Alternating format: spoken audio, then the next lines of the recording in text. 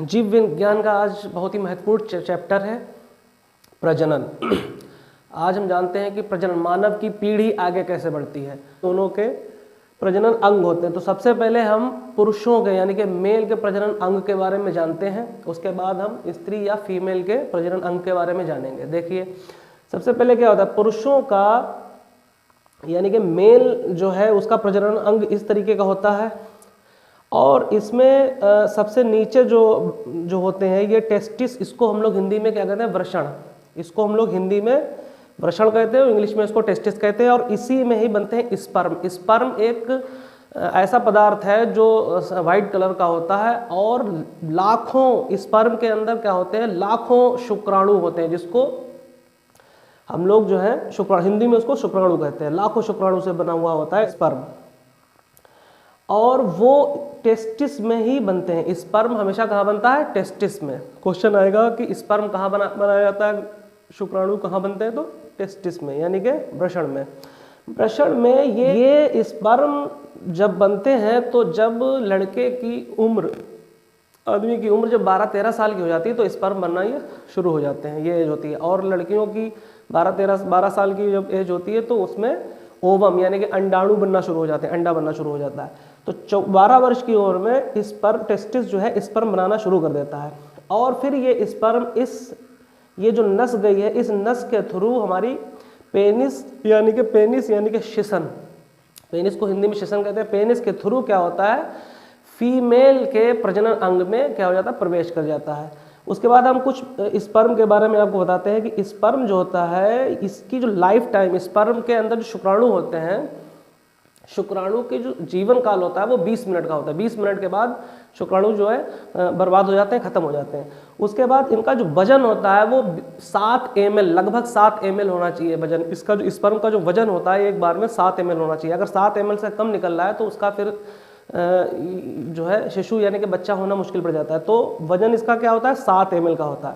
इसकी संख्या 7 ml sperm में लगभग 20 लाख शुक्राणु होते हैं। 20 लाख शुक्राणु। शुक्राणु आपको हम बता दें, शुक्राणु देखिए इस तरीके से होता है। ये शुक्राणु जो होता है ये इस तरीके से होता है। इसका ये मुख होता है, ये इसकी पूंछ होती है, इस तरीके शुक्राणु। तो ये लाखों शुक्राणु मिलके क्या होता है, ये सफेद कलर का ये जो है हमारा क्या बनाता है, स्पर्म। लाखों शुक्राणु ही उसमें होते हैं। इतना ये हो गया। इसके बाद अब आपको अब ये चूंकि हमारे इसके ऊपर क्या होती है, किडनी होती है, इसी के थ्रू, पेनिस के थ्रू हमारा स्पर्म भी जाता है और पेनिस के थ्रू ही हमारी क्या जाती है, यूरिन यानी कि पेशाब भी जाती है।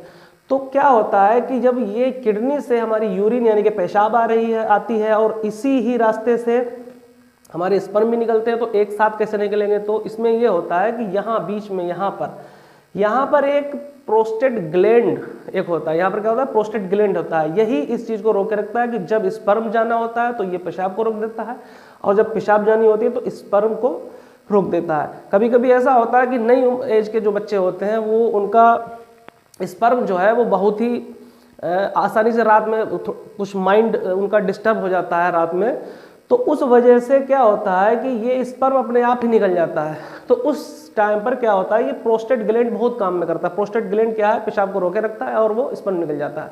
जिनका ये बहुत तेजी से या बहुत बार ये चीजें होती रहती हैं तो क्या हो जाता है, उनका प्रोस्टेट ग्लैंड जो है ना थोड़ा टूट जाता है, खराब हो जाता है, उसकी क्षमता कम हो जाती है। प्रोस्टेट ग्लैंड जो होता है वो टूट जाता है या उसकी क्षमता कम हो जाती है।